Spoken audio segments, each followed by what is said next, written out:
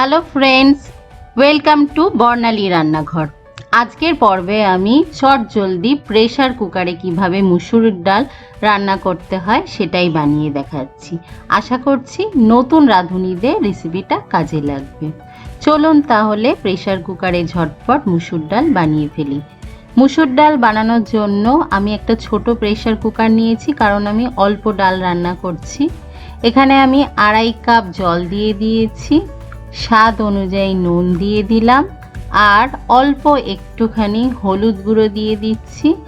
আর এখানে আমি 50 গ্রাম মুসুরির ডাল ব্যবহার করব। এখানে একটা পাকা টমেটো দিয়ে দিলাম, ডালের টেস্টটা বেশ ভালো আসবে। মুসুরির ডালটাকে 2-3 বার ভালো করে ধুয়ে নিয়েছি। এই ডালটা এই জলের মধ্যে দিয়ে দিলাম।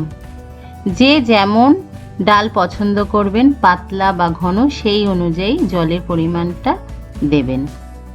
আমি বেশি পাতলাও করছি না, বেশি ঘনও করছি না। এবার মিডিয়াম ফ্লেমে আমি 2টো হুইসেল পড়ার জন্য অপেক্ষা করব। হাই ফ্লেমেও করতে পারেন, কিন্তু ডালটা সেদ্ধ করার জন্য অনেকগুলো হুইসেল দিতে হবে, বা অনেক সময় দেখা যায় ডালটা সেদ্ধ হচ্ছে না। সেটা নির্ভর করছে ডালের কোয়ালিটির ওপর। আমার ডালটা মিডিয়াম ফ্লেমে 2টো হুইসেল দেওয়ার পরই গলে যায়।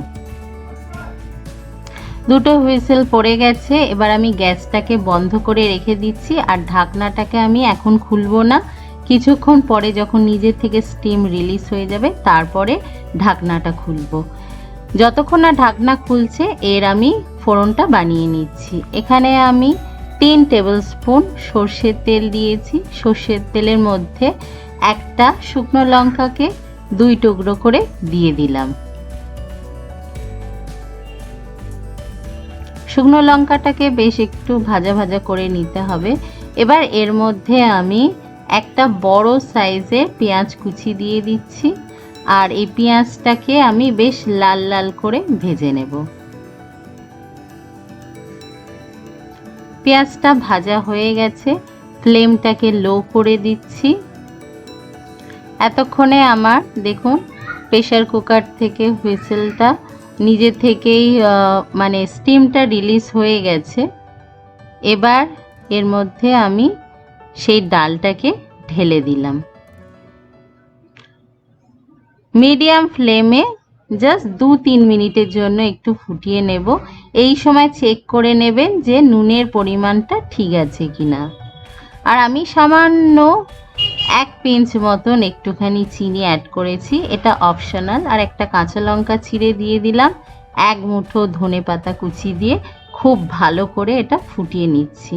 ধনেপাতা টমেটো দিয়ে মুসুরির ডাল করলে খুব সুন্দর একটা ফ্লেভার আসে।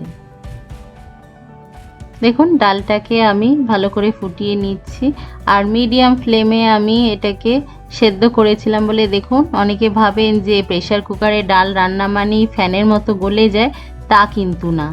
ডালের দানাগুলো কিন্তু অল্প অল্প আস্ত আছে, কিন্তু একেবারে সফট, যেমন আমরা কড়াইয়ে সেদ্ধ করলে হয়। তৈরি হয়ে গেল আমাদের আজকের রেসিপি প্রেসার কুকারে ঝটপট মুসুরির ডাল রান্না। আশা করছি রেসিপিটা ভালো লাগবে। ভালো লাগলে অবশ্যই লাইক করবেন, শেয়ার করবেন, আর যারা এখনও বর্ণালী রান্নাঘর সাবস্ক্রাইব করেননি অবশ্যই সাবস্ক্রাইব